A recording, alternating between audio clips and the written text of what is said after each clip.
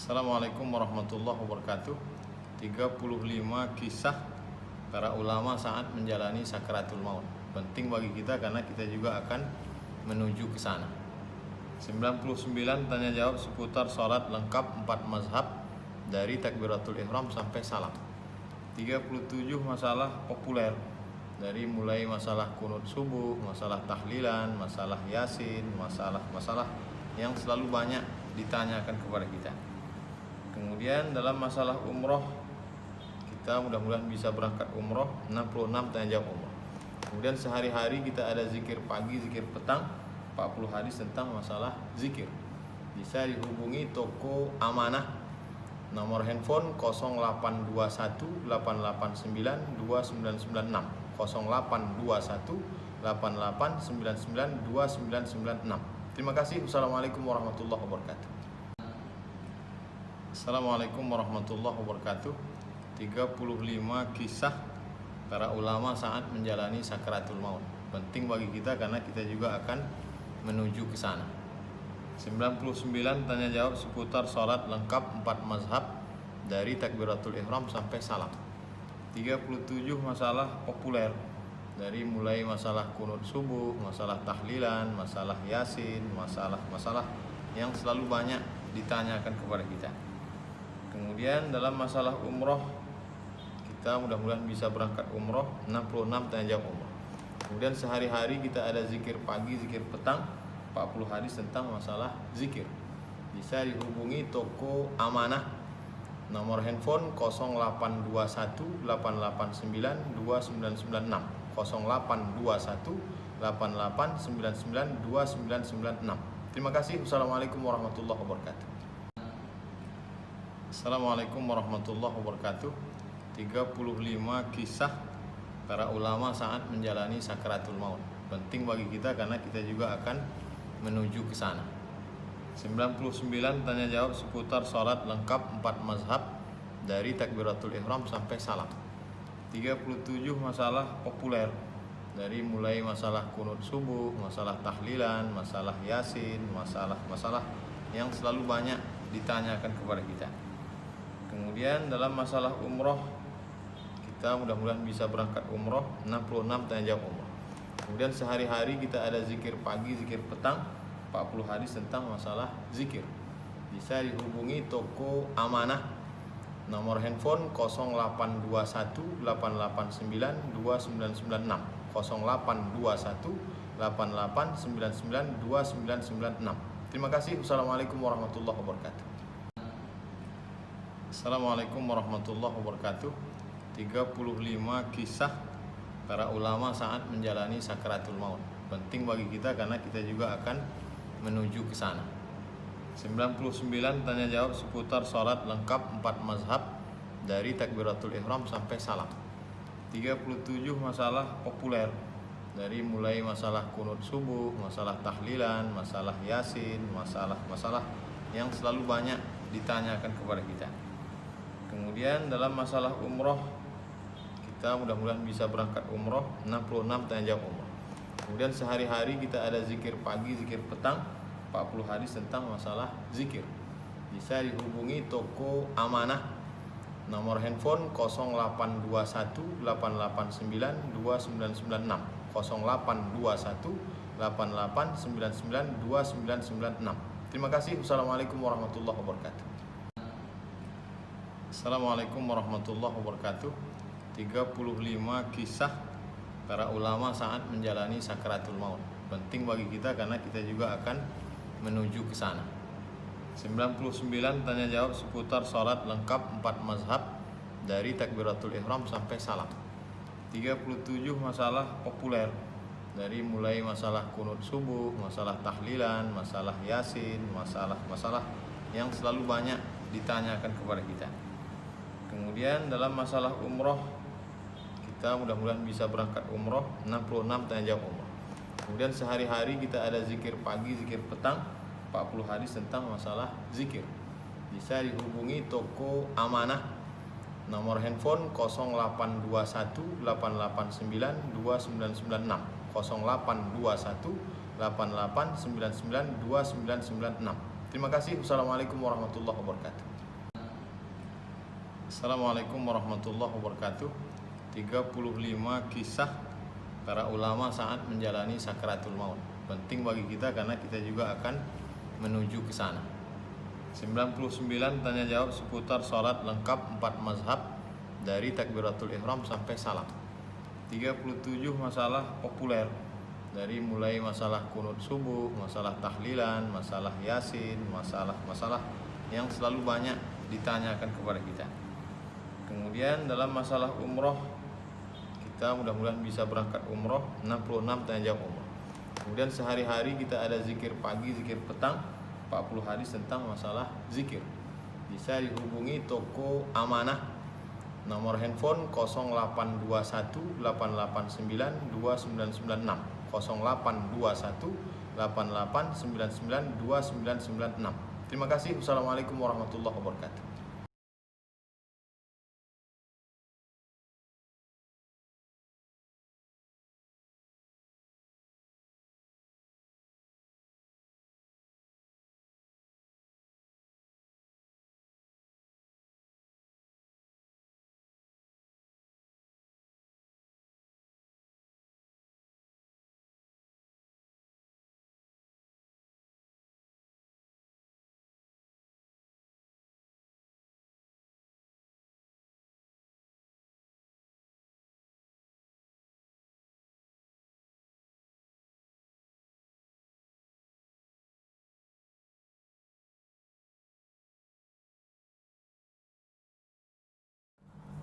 Bismillahirrahmanirrahim. Assalamualaikum warahmatullahi wabarakatuh.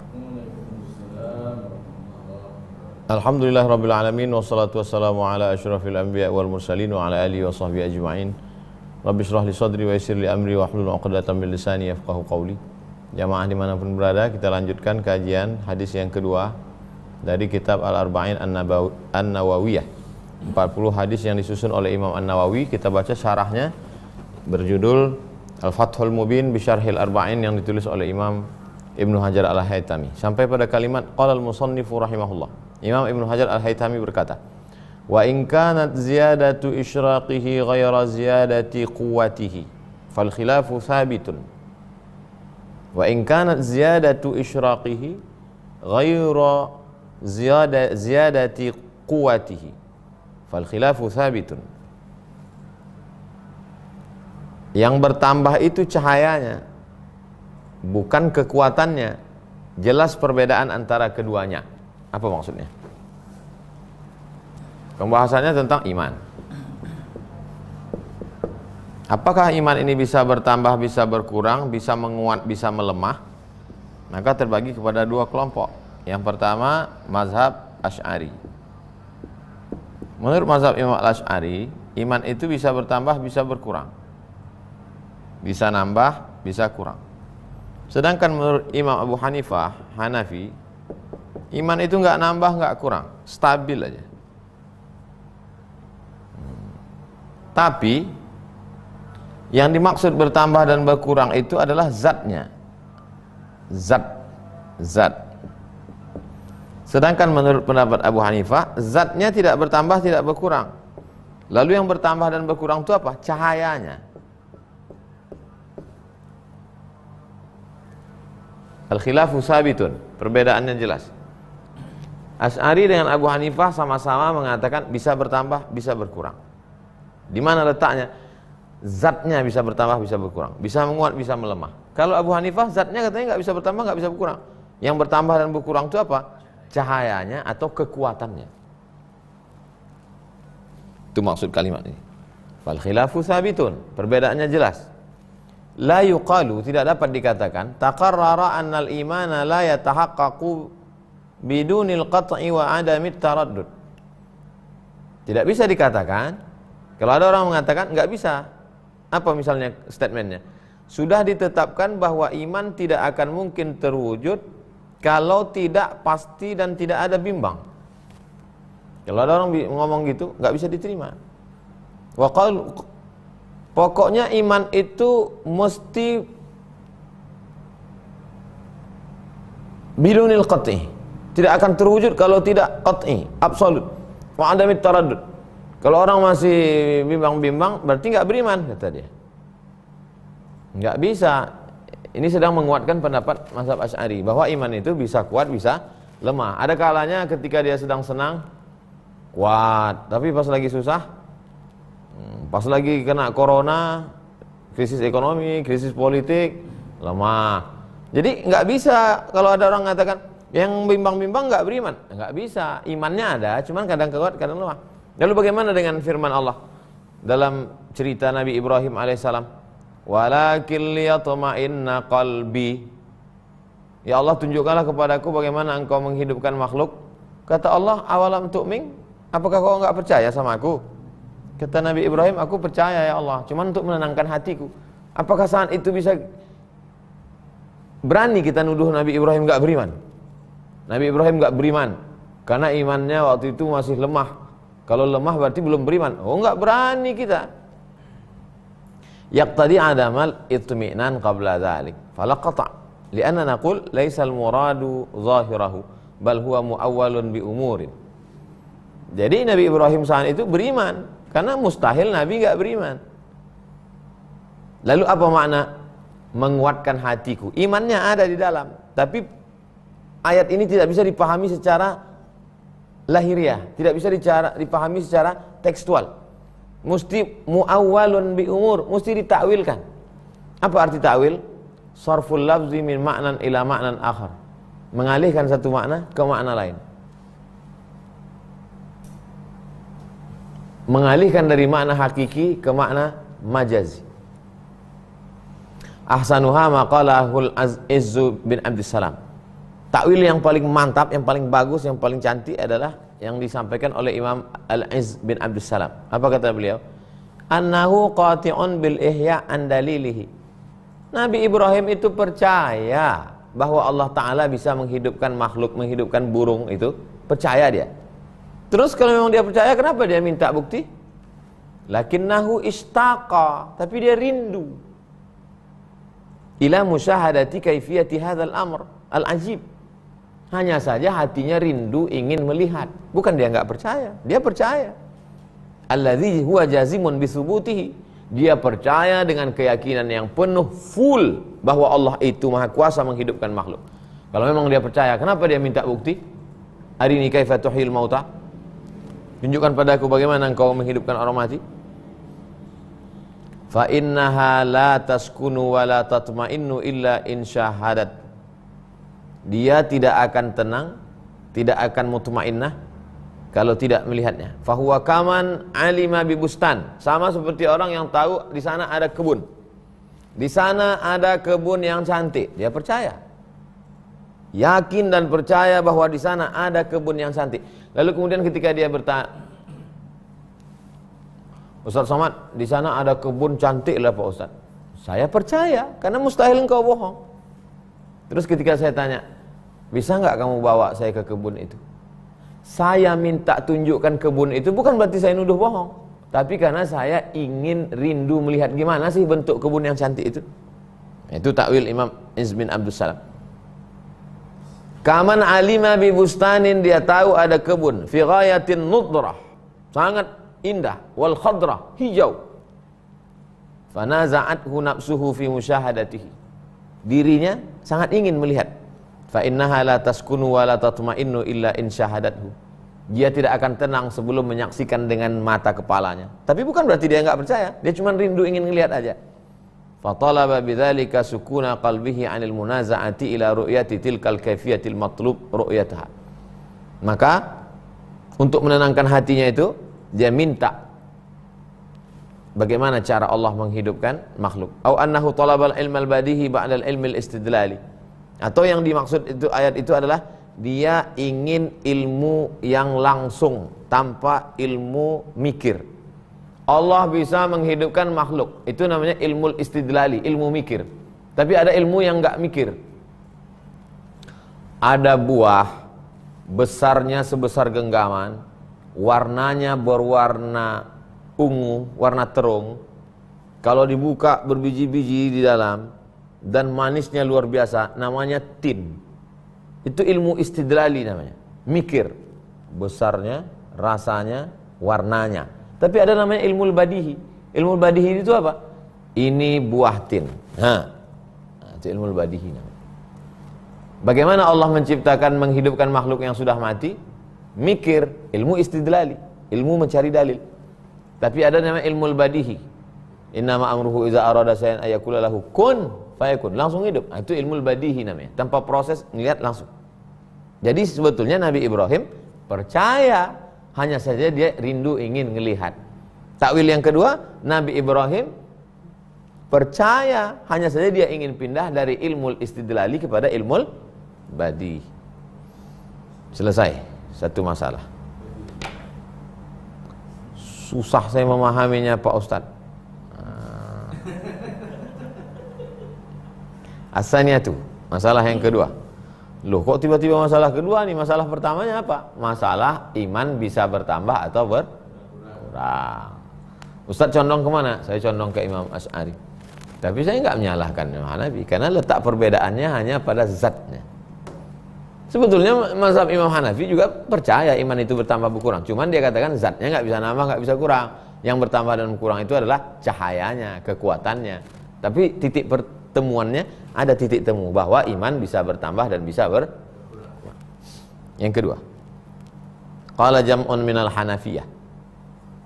Ada sekelompok dari kalangan mazhab Hanafi. Nama imamnya Nu'man bin Sabit.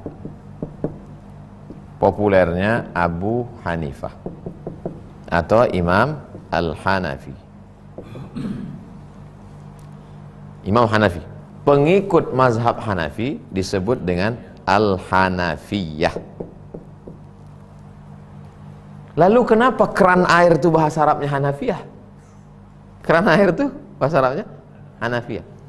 Jadi pertama kali keran air masuk di negeri Islam itu di Mesir. 3 mazhab tidak membolehkan wudhu pakai Hanafiyah. Wudhu mesti ambil gayung, cuci tangan, ambil ke dalam, mazhab Maliki. Cuci tangan, ambil ke dalam, mazhab Maliki. Kalau mazhab Syafi'i disiram. Adapun berwudhu dengan menggunakan keran, nggak boleh. Ada satu mazhab yang membolehkan berwudhu menggunakan keran. Mazhab apa? Mazhab Hanafi. Mazhab Hanafi boleh berwudhu menggunakan keran. Maka ketika untuk menyimpulkannya, kamu tadi pakai apa? Itu yang dibolehkan mazhab Hanafi itu apa tuh? Itulah Hanafiyah. Itu asal kenapa keran air itu disebut Hanafiyah. Mazhab Hanafi itu ahlul ra'i.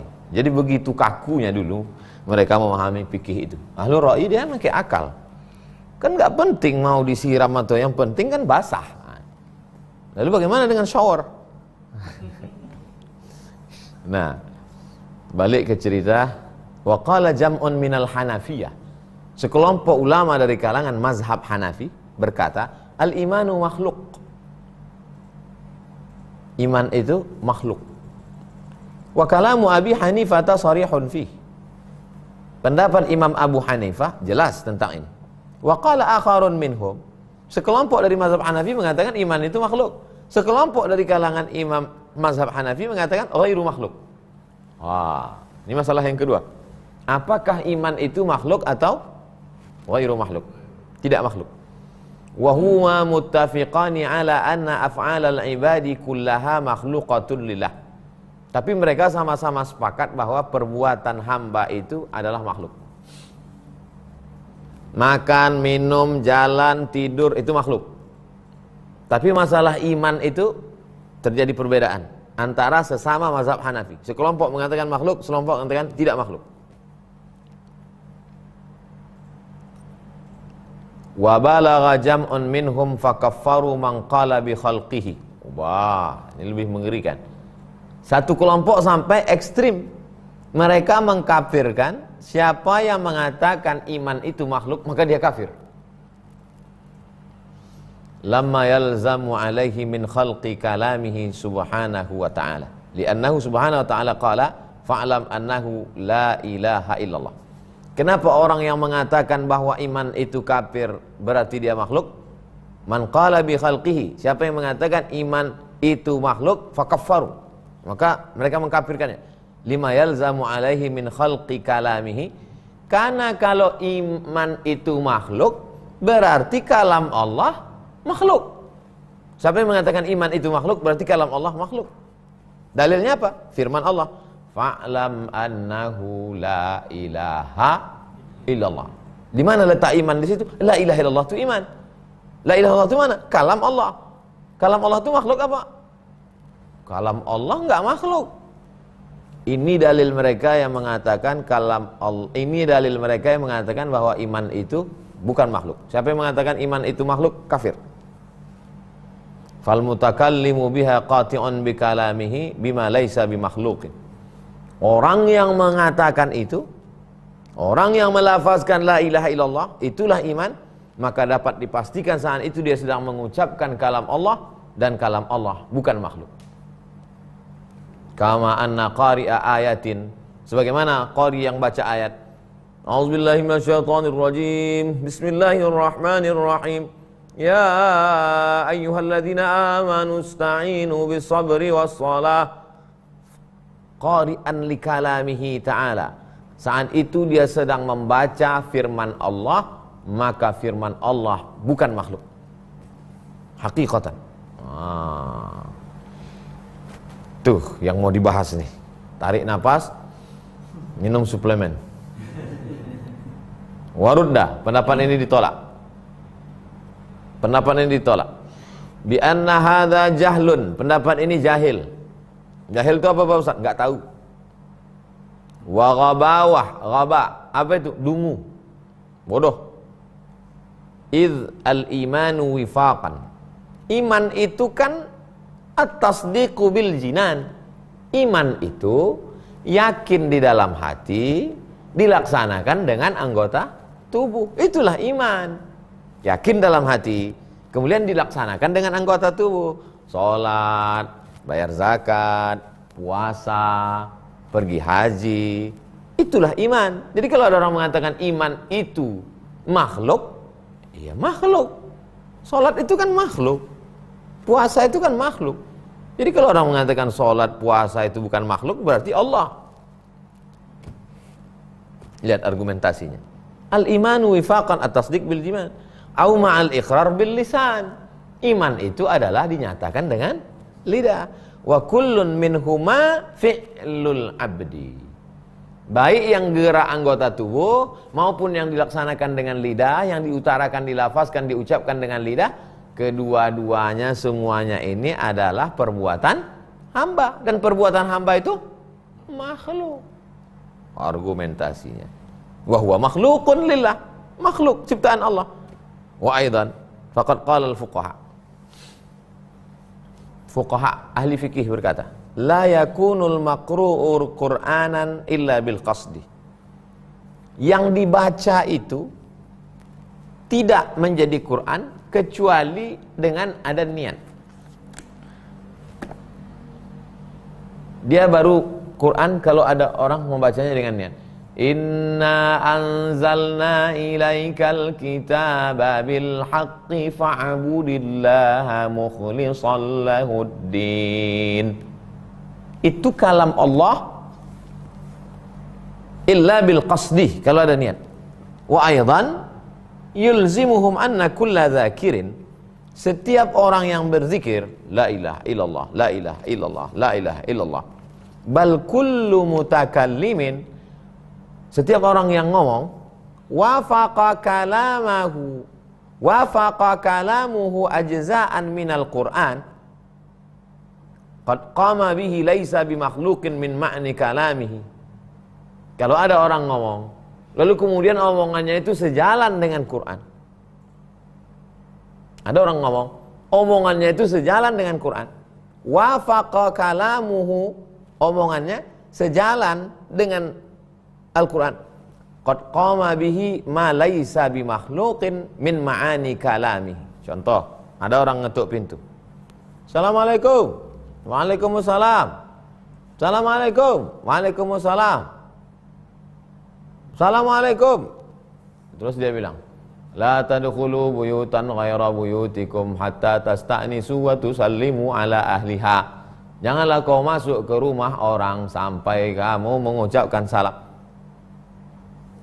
ucapannya sejalan dengan bunyi ayat Al-Quran. Qad qama bihi ma laysa bi makhluqin min ma'ni kalamihi wa dzalika mimma la yaquluhu dzu lubbin. Wa aidan al-mutalaffizu, orang yang melafazkan bisyahadatain, asyhadu an la ilaha illallah wa asyhadu anna muhammadar rasulullah, lam yaqsud bihi qira'atan. Itu yang dimaksudkannya itu bukan ayat Quran. Maka saat itu bukan kalamullah. La ilaha illallah, la ilaha illallah. Saat mengucapkan la ilaha illallah itu, yang dimaksudnya dengan la ilaha illallah itu ayat Quran atau ikrar. Ikrar. Bal ikrarun bitasdik.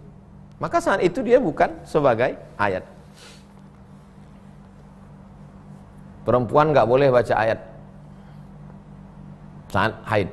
Maaf, tak boleh baca ayat. Tiba-tiba pas naik motor, subhanalladzi sakhkhara lana hadza wa ma kunna lahu muqrinin wa inna ila rabbina lamunqalib. Kok ente baca ayat? Itu niatnya waktu itu bukan ayat, tapi sebagai doa. Ini untuk membantah orang yang mengatakan bahwa iman itu kalamullah, karena la ilaha illallah ada dalam Quran. Quran adalah kalamullah. Dibantah bahwa itu posisinya saat itu ikrar. Ikrar, bahasa Arabnya iqrar, karena payah nyebut dengan roh, ikrar. Bal iqrarun bitasdiq, itu ikrar untuk menunjukkan keyakinan, percaya dalam hati. Walhasilu, kesimpulannya. Walhasilu, kesimpulannya. Kita pun udah kebawa-bawa bahasa kitab sebetulnya bahasa Indonesia ini. Orang sudah ngomong-ngomong, ya walhasil. Jadi sebetulnya pengaruh kitab terhadap bahasa Indonesia itu luar biasa. Makanya ada namanya Ustadz Torkis Lubis di Universitas Imam Muhammad Universitas Raja Muhammad V di Maroko, menulis kata serapan dari bahasa Arab yang masuk ke dalam bahasa Indonesia. Banyak sekali. Dewan Perwakilan Rakyat. Yang mana yang bahasa Indonesia? Dewan bahasa Arab, wakil bahasa Arab, rakyat bahasa Arab. Kullukum ra'in wa kullukum ra'i mas'ulun ar-ra'iyah. Jadi yang bahasa Indonesianya mana? Persamaan. Makanya kalau ada orang Indonesia nggak pandai bahasa Arab, kebangetan. Walhasil, ini bahasa Arab. Annal wajiba i'tiqaduhu anna kullama qama biqari'il Qur'an hadithun. Yang wajib kita yakini anna kullama qama biqari'il Qur'an, bahwa semua orang yang membaca Quran maka itu perbuatan dia. Dia membaca Quran itu perbuatan dia. Kalau perbuatan berarti makhluk. Li'annahu in qama bihi mujarrad at-talaffuzil malfuz. Ketika ada orang yang membaca tapi hanya sekedar melafazkan saja, li'adami fahmihi, dia pun nggak ngerti entah apa isinya, lima yaqra'uhu, nggak ngerti dia, fazahir, maka jelaslah id at-talaffuz amrun i'tibariyun, maka melafazkan kata-kata itu adalah suatu perkara i'tibari wa huwa hadisun, makhluk. Li'annahu masbuqun bima yu'tabaru bihi, karena sebelumnya masbuqun bima yu'tabaru bihi, wal malfuzu sabaqahul adam. Malfuzu yang keluar dari mulut itu didahului oleh tidak ada. Apa maksudnya didahului oleh tidak ada? Bismillahirrahmanirrahim. Keluarnya lafaz Bismillahirrahmanirrahim pada jam 8.25. 08.25 keluar lafaz bismillah. Lalu 8.24 ada nggak? Nggak ada. Kalau sebelumnya nggak ada kemudian menjadi ada, makhluk atau makhluk? Makhluk. Yang ada terus tidak didahului, tidak ada, itu Allah.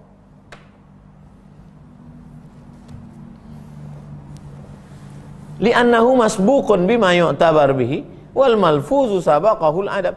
Fayastahilu qidamuhu. Kalau sebelumnya nggak ada lalu menjadi ada, habis itu berhenti, maka dia bukan dia pasti makhluk, itu sifat makhluk. Wa in qama bihi ma'a dzalikal fahmul wat tadabbur. Kalau ada orang membacanya, kemudian dipahaminya dan ditadabburinya, direnungkannya maknanya, fahuwa innama yuhditsu fi nafsihi, saat itu dia sedang membuat sesuatu di dalam dirinya, surata ma'ani nazmil Quran. Idh qala Isa ibn Maryam lil hawariyin, ingatlah ketika Nabi Isa berkata kepada hawariyin. Diterjemahkannya, dipahaminya maknanya, saat itu dia sedang menggambarkan makna. Sedang menggambarkan bahwa Nabi Isa sedang berkata kepada murid-muridnya, siapakah di antara kalian yang menolong aku menegakkan agama Allah ini? Wa ghayatuha, tujuannya antudilla 'alal ma'nal qa'im bidzatihi, untuk menunjukkan makna yang ada di dalam firman Allah Ta'ala ini. Walaisat huwa, maknanya, tapi bukan huwa. Lil qat'i bihudusiha, karena secara qat'i absolut tak terbantahkan, dia berawal dan berakhir, maka dia makhluk. Wa bi'adami infikakihi 'anil dzatil wajibil wujud, lil qat'i bihudusiha wa bi'adami infikakihi 'anil dzati wajibil wujud. Sedangkan kalam Allah Subhanahu wa taala itu adalah ya qadim, sifat Allah Subhanahu wa taala, wujud, qidam, baqa, mukhalafatul hawadis, qiyamuhu bi nafsihi, wahdaniyah. Itulah sifat-sifat kalam Allah Subhanahu wa taala. Wa laysat huwa lil qat'i bi hudusiha wa bi adami infikakihi 'an dzatil wajibil wujud wa li taghayyurihuma. Idh huwa madlulun li fi'lil qari. Perbuatan si qari makhluk, sifatun lil kalamin nafsi, sifat dari kalam nafsi, kalam nafsi yang ada di dalam. Wal qa'imu bi nafsil qari huwa sifatun lil ilmi bil tilkal ma'ani nazmiyah. Wal qa'im bi nafsil qari, yang ada di dalam hati si qari, sifatun lil ilmi, adalah sifat ilmu, bitilkal ma'ani, pengetahuan tentang makna-makna yang terkandung di dalam susunan itu, lalil kalam, bidalilin annal qa'im bi qari. Mana dalilnya? Ketika ada orang baca ayat wa aqimus shalah, wa aqimus shalah, dirikanlah salat, laisa talabu iqamatiha. Ketika saya bacakan ayat wa aqimus shalah, apakah waktu itu tujuan saya membaca hai kamu salatlah? Kan enggak. Mana ada ketika qari sedang di masjid nih ramai-ramai wa aqimus shalah, tiba-tiba semuanya bubar. Kemana? Kan kau suruh kami baca salat. Bal ilmu bi annahu subhanahu wa ta'ala talaba bidzalik. Saat dia membaca itu adalah bukan dia memerintahkan itu, tapi dia sedang menceritakan bahwa yang terkandung dalam ayat ini adalah perintah Allah, bukan memerintahkan. Qila, pendapat berikutnya, wa hadza yunafihi qauluhum. Al-qiraah, ini menafikan pendapat mereka. Al-qiraah, apa itu maksud qiraah? Aswatul qari. Kita salat itu mutalaah atau qiraah? Qiraah. Salat itu qiraah. Apa arti qiraah? Sautul qari. Bismillahirrahmanirrahim. Alhamdulillahi rabbil alamin. Itu namanya qiraah. Jadi kalau ada orang buka buku, itu bukan qiraah, mutalaah. Kita salat itu qiraah, bukan mutalaah.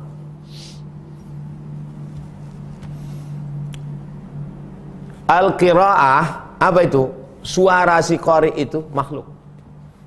Bismillahirrahmanirrahim. Suara si qari itu makhluk. Liwujubiha taratan wa hurmatuha ukhra. Wal maqru'u bil alsinah, yang dibaca dengan lidah itu, yang dibaca dengan lidah, Bismillahirrahmanirrahim. Al-maktubu fil masahif, yang ditulis di mushaf, Bismillahirrahmanirrahim.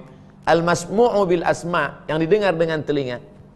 Wal mahfuzu fis sudur, dan yang dijaga di dalam hati, yang dihafal dalam hati, qadim. Hati-hati tentang membahas kalamullah ini. suara si qari makhluk. Yang dibaca dengan lidah, yang tertulis di mushaf, yang didengar telinga, yang dihafal di dalam qadim. Kenapa? Qadim itu apa? Lawan dari makhluk. Kenapa? Liqtidaihi qiyamul ma'nal qadim binafsil insan linannal mahfudha muwadda'un fi qalbihi. Itu adalah kalamullah yang dititipkan ke dalam hati si qari. Makanya kalau anak kita hafal Quran, maka Allah sedang menitipkan kalamnya di dalam hati anak kita. Qadim. Waruddah bi'annahum lam yuridu bihadzal lafza zahirahu. Mereka tidak menginginkan, la yuridu, yang mereka inginkan bukan mengatakan bahwa zahir lafaz itu, litasrihihim bima yadullu ala annahum tasahhalu fi idh qalu aqbahu laisal maqru'ul madhkur halan fi qalbin wala lisanin wala mushafin. Fa'aradul makru, yang mereka maksud dengan makru di situ adalah al-ma'lum bil qiraah, bukan bacaannya tapi ilmu yang ada dalam bacaan itu. Wal maktub, yang dimaksud maktub tertulis itu bukan tulisannya tapi apa? Al-mafhumu minal khat, tapi pemahaman yang terkandung di dalam tulisan itu. Wal masmu', yang dimaksud dengan yang didengar bukan suara itu, tapi yang dimaksud dengar al-mafhumu minal alfazil masmu'ah, pemahaman makna yang terkandung dalam kalimat yang keluar dari mulut yang didengar telinga itu. Fal halu fil qalbi huwa nafsu fahmihi wal ilmu bihi la muta'alliqahuma idh huwa al-ma'na al-qadim al-qa'im bidzatihi subhanahu.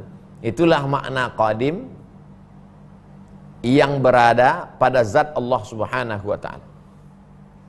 Wa qad naqala ba'du ahli sunnah, diriwayatkan dari sebagian ahli sunnah, annahum mana'u min itlaqil qaul bihululi kalamihi subhanahu wa ta'ala fi lisan. Sebagian ahli sunnah meriwayatkan, kata mereka, tak boleh mengatakan bahwa kalam Allah menempati bihululi kalamihi subhanahu fi lisan.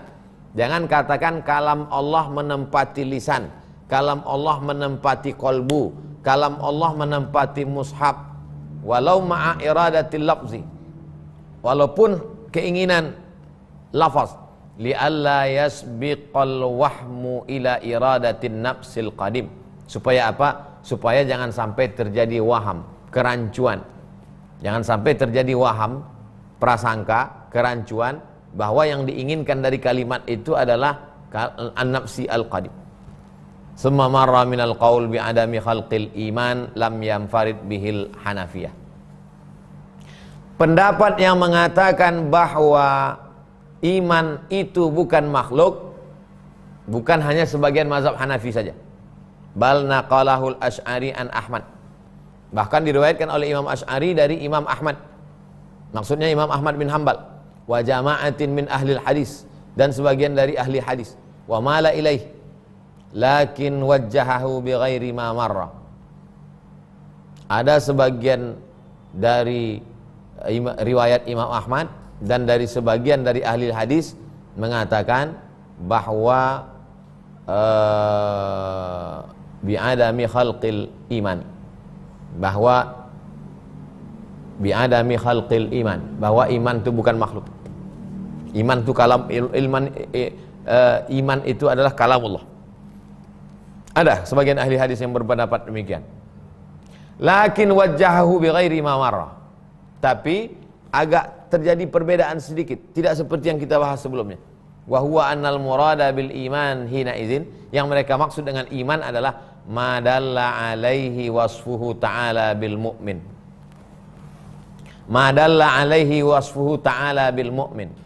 Kalimat yang terkandung dalam sifat yang disebutkan Allah Ta'ala terhadap orang beriman. Fa imanuhu huwa tasdiquhu fil azal.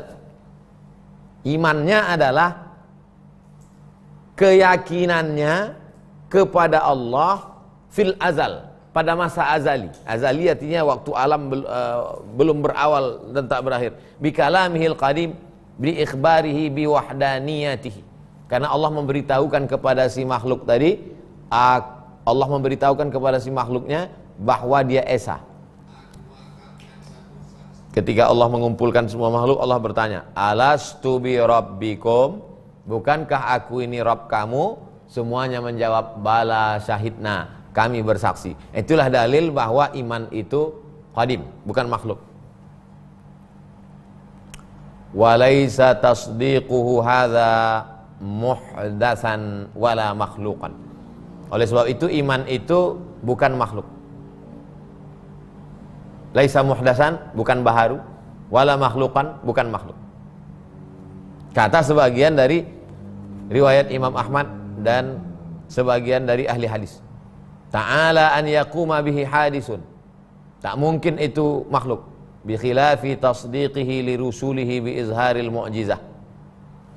Keyakinan kepada Allah bukan makhluk, tapi keyakinan kepada Rasul makhluk. Loh kok beda? Keyakinan kepada Rasul itu makhluk. Kenapa? Karena dia baru percaya kepada Rasul setelah melihat mukjizatnya. Begitu dia tengok mukjizat Nabi Isa menghidupkan orang mati, baru dia percaya. Ada awalnya. Nah, itu berarti makhluk. Adapun kepada Allah tidak. Kenapa? Karena keyakinan kepada Allah di alam azali. Ketika Allah bertanya, alastu bi rabbikum, bukankah aku Rabb kamu? Semua menjawab, bala syahidna, kami percaya.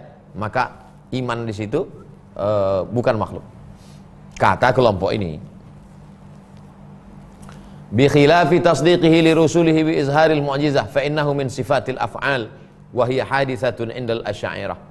Maka iman kepada nabi itu makhluk.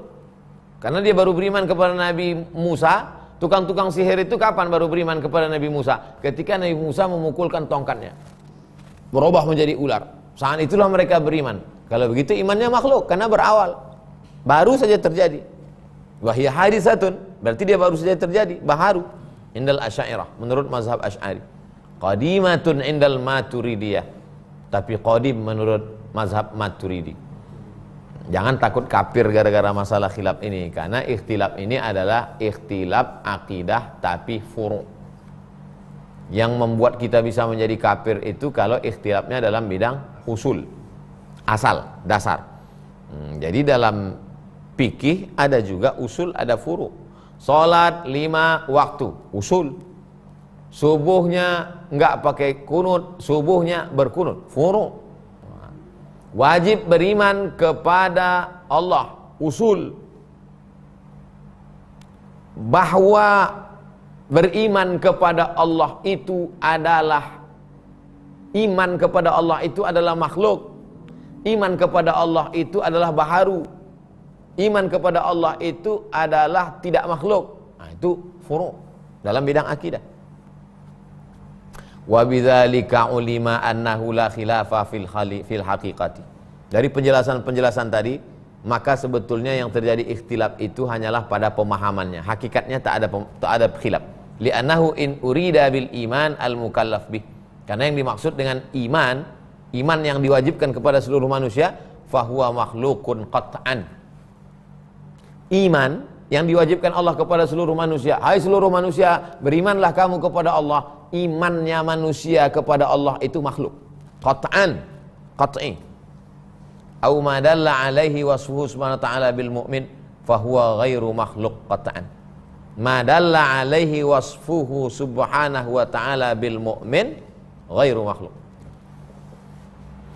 Allah menyebutkan sifat orang beriman itu seperti yang diceritakan dalam Quran, bukan makhluk. Tapi imannya orang itu makhluk. Susah saya nangkap Pak Ustaz. Saya ulang sekali lagi.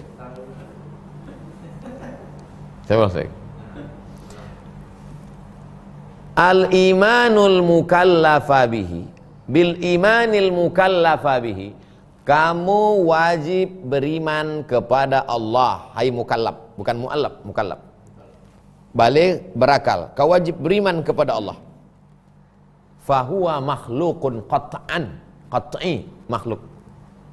Imannya si A, hei si A, Kau wajib beriman kepada Allah. Lalu kata si A, aku beriman kepada Allah. Aku percaya Allah itu Esa Tunggal. Iman dia itu makhluk. Iman dia itu makhluk. Nah, udah jelas Pak Ustadz. Yang bagian itu jelas. Ini bagian yang satu ini. Madalla alaihi wasfuhu subhanahu wa ta'ala bil mu'min fahuwa ghairu makhluk. Adapun ketika Allah menyebutkan sifat dia, dalam Al-Quran Allah sebutkan sifat dia, maka penyebutan Allah, kalam Allah tentang dia itu bukan makhluk. Kenapa? Karena kalam Allah bukan makhluk. Mana kalam Allah tentang itu? Wa iz akhadha rabbuka min bani adama min zuhurihim dzurriyyatahum wa asyhadahum ala anfusihim alastu bi rabbikum. Bukankah aku ini Tuhan kamu? Bala syahidna. Penyebutan Allah tentang sifat dia bahwa dia sudah beriman di alam azali, maka makna yang terkandung dalam cerita Allah menyebut dia itu bukan makhluk, karena itu kalam Allah.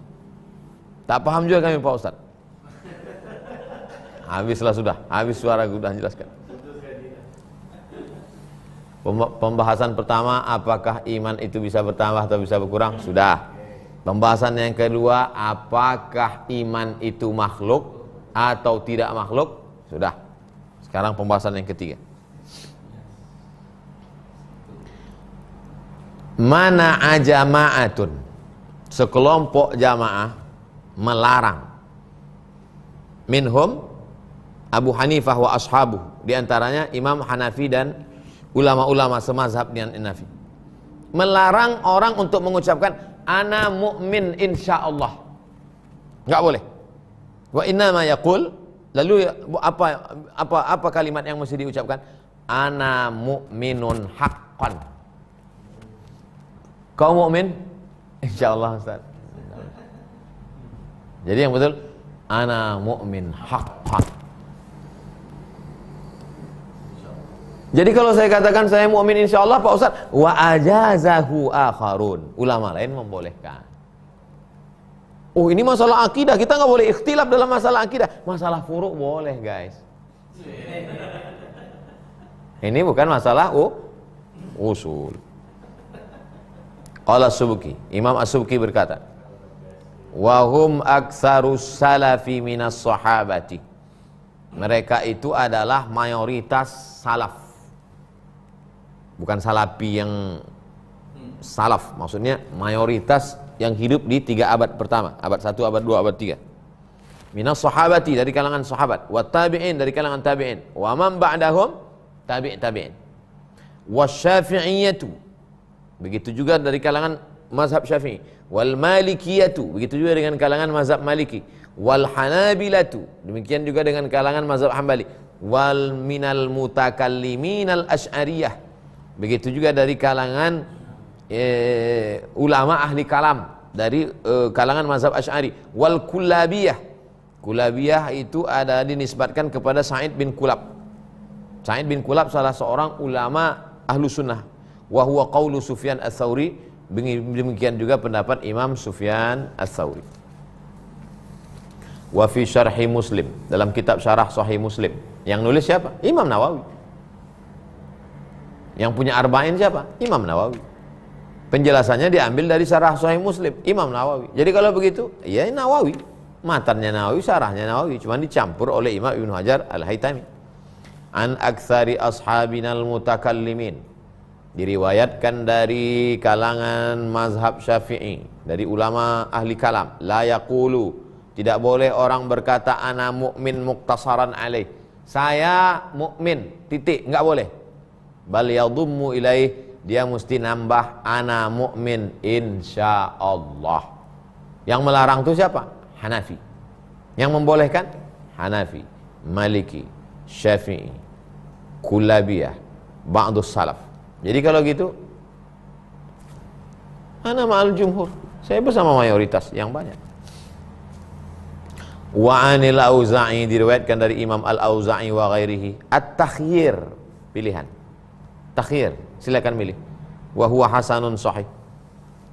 Idman atlaqa nazara ila annahu jazimun fil hal. Wa man qala insyaallah. Kalau ada orang berkata, ana mu'min insyaallah, imma litabarruk. Kenapa di ujung itu tetap dia katakan, kau beriman? Saya beriman insyaallah. Penggunaan kata insyaallah itu untuk apa? Litabarruk. Tabarruk itu apa? Ngalap barokah. Insyaallah. Mudah-mudahan dapat barokah dari penyebutan insyaallah. Aulil jahli bil khatimah, atau karena dia nggak tahu khatimah. Khatimah itu kan dosen UIN Pak Ustaz. Bukan, itu bu khatimah. Aulil jahli bil khatimah, karena dia sekarang beriman tapi nggak tahu nanti apakah husnul khatimah atau su'ul khatimah. Maka ketika ditanya, Ustaz beriman Ustaz? Mu'min insyaallah. Maksud Ustaz insyaallah itu apa? Littabarruk aulil khatimah. Ada yang ketiga, banyak kali pertanyaan kau. Wal kafiru fit taqyid bi insyaallah kal muslim intaha mulakhasan.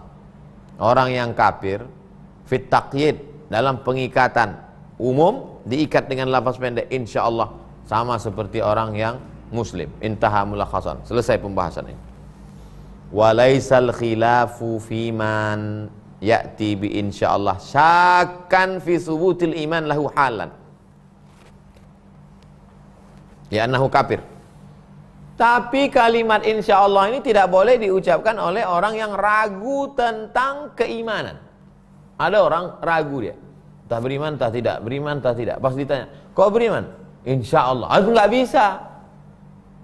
Dia memang penuh keimanan, hanya saja di ujung dia katakan ana mu'min insyaallah. Dua alasannya. Pertama untuk ngalap barokah, yang kedua untuk berharap mudah-mudahan husnul khatimah.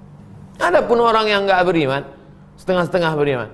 Saya Pak Ustaz kalau jadi nikah sama anak Pak Haji ini beriman saya. Tapi kalau ditolak Pak Haji ini, terus ditanya sama orang, kau beriman apa enggak? Insyaallah. Enggak bisa. Enggak bisa begitu. Li'annahu kafir bal huwa fi man huwa jazimun bihi halan. Itu hanya berlaku bagi orang yang memang sudah imannya kokoh kuat, yang enggak mungkin mencela-menceli. Ghairu anna baqa'ahu 'alal mauti 'alaihi ghairu ma'lumin lahu. Hanya saja apakah dia akan tetap kekal sebelum mati dia tetap kafir, ataukah dia wallahu a'lam, tak ada yang tahu.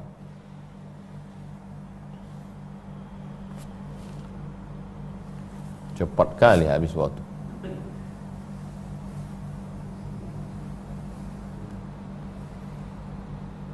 Kita cukupkan karena setelah ini panjang pembahasan. Kita cukupkan sampai tidak boleh mengucapkan insyaallah bagi orang yang belum kuat. Kita insyaallah kuat, kita beriman. Kita pilihannya bukan antara kafir atau iman. Kita ini sekarang antara beriman dan sangat beriman. Iman yang lemah atau iman yang kuat. Maka kita katakan, Ustaz beriman insyaallah, ana mu'min insyaallah, untuk ngambil barokah dan untuk berdoa supaya husnul khatimah. Besok tarikh 15. Wa wajhu jawazihi, mengapa boleh pakai insyaallah? Besok pembahasannya. Buat di player gambar, saya beriman insyaallah. Itu judulnya besok.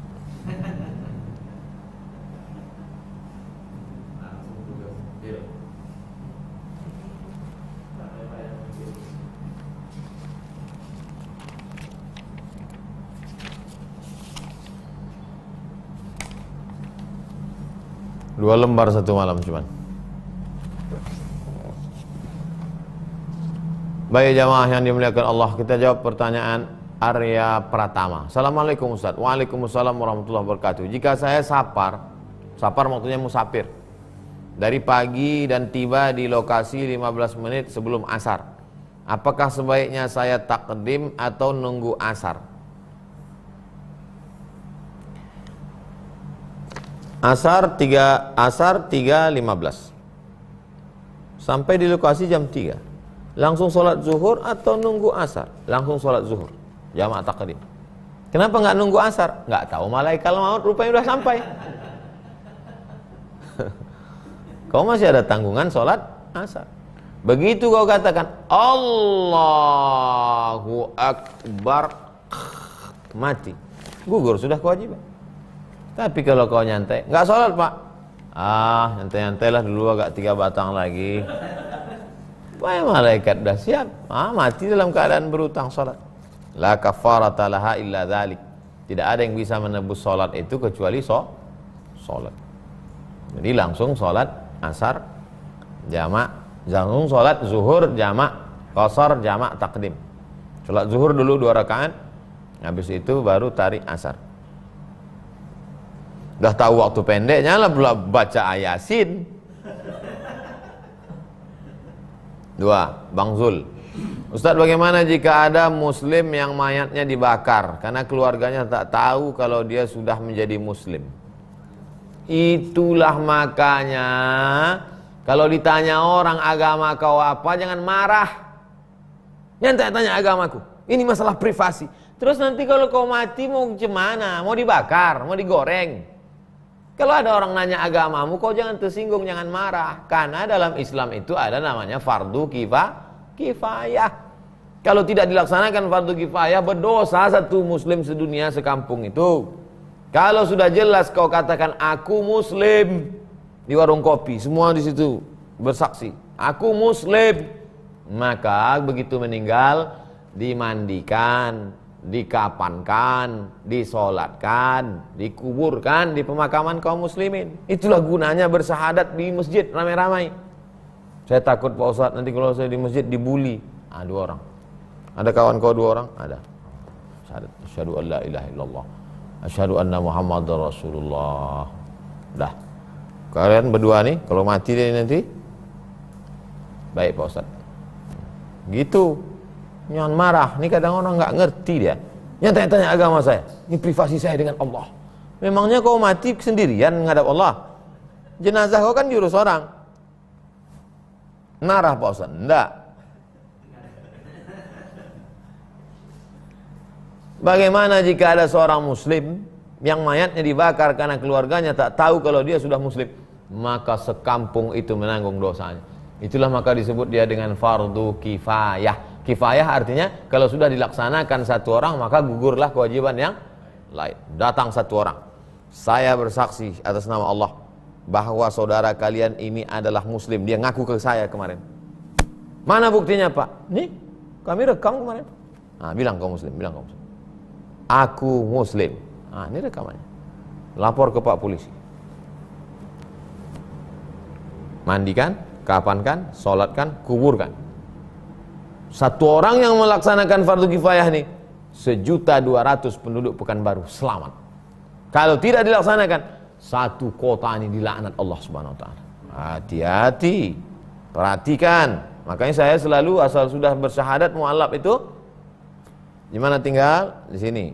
Ada tetangga kawan sahabat? Ada Pak. Perhatikan, masukkan catatan dalam mualaf center. Pengajian hadir ya? Ya. Pengajian suruh hadir. Dalam pembagian beras tak usah suruh. Ibu Nur Hidayati, Ustadz, apa hukumnya mendonorkan organ tubuh bagi orang yang masih hidup? Dan bagaimana jika orang itu telah wafat? Didonorkan 1 buah pinggang. Setelah buah pinggang didonorkan, kata dokter tak bisa puasa karena ginjal. Setelah buah pinggang didonorkan, tak bisa kerja keras. Maka mudaratnya lebih besar. Apa guna dia mendonorkan itu? Untuk menolong orang. Tapi efek mudaratnya, kalau ada manfaat, ada mudarat, mana yang lebih dikedepankan? Darul mafasid muqaddam ala jalbil masalih. Menolak mudarat lebih didepankan, lebih didahulukan daripada mengambil manfaat.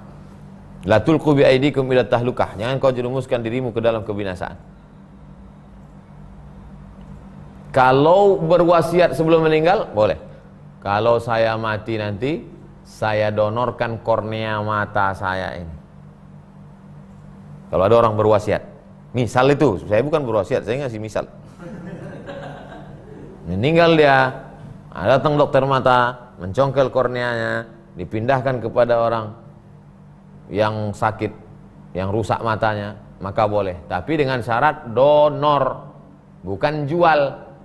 Kenapa tak boleh menjual buah pinggang, tangkai jantung, katup jantung, kornea mata? Kenapa tak boleh? Karena bukan punya kita. Lillahi ma fis samawati wa ma fil ard. Apa yang ada di langit, apa yang ada di bumi milik Allah. Ini bukan punya kita. Katup jantung, buah pinggang, kornea mata, ini punya Allah. Kenapa ada pada kita? Hak pakai. Pakailah sementara hidup. Udah mati, mana bisa pakai lagi? Begitu Bu Nur Hidayah. Pak Ilham, Ustadz, bagaimana cara melawan iman yang sedang menurun? Al-imanu yazid, iman bertambah. Wa yanqus, berkurang. Yazid bertambah bitta'at, dengan taat. Wa yanqus, berkurang bil maksiat. Jadi kalau iman turun, gimana cara melawannya? Tinggalkan maksiat, cari taat. Nah, tulis di baju kaos, tinggalkan maksiat, kejar taat. Tulis, bagus. Bagaimana cara melawan iman yang sedang turun? Tinggalkan maksiat, kejar taat. Tinggalkan maksiat, kejar taat. TMKT, community. Lah, mudah aja buat komunitas-komunitas. Buat komunitas-komunitas. Ya ayyuhalladzina amanu ittaqullah, takullah kamu kepada Allah, wa kunu ma'as shadiqin. Hendaklah kamu bersama orang-orang baik. Itu menunjukkan kita disuruh bersama komunitas. Komunitas hijabers, komunitas pemuda hijrah, komunitas dunia sementara akhirat selamanya. Komunitas, berkomunitas. Dan nanti kita masuk surga itu berkomunitas-komunitas. Yadkhuluna fi dinillahi afwaja. Masuk Islamnya berkomunitas-komunitas. Dan nanti pun masuk surga. Wasiqal ladzina taqaw rabbahum ilal jannati zumara. Mereka akan digiring masuk surga itu zumara, berkomunitas-komunitas. Bagus nih Pak Ustadz. Kalau gitu nama komunitas kami Zumaro lah. La ilaha illallah. Zumara, komunitas-komunitas. Komunitas kalian apa namanya? Afwaja. Diambil dari apa? Yadkhuluna fi dinillahi afwaja. Terus itulah Pak Ustadz, afwaja udah diambil, Zumara pun udah. Terus apa kalian? Fasabbih aja lah Pak Ustadz.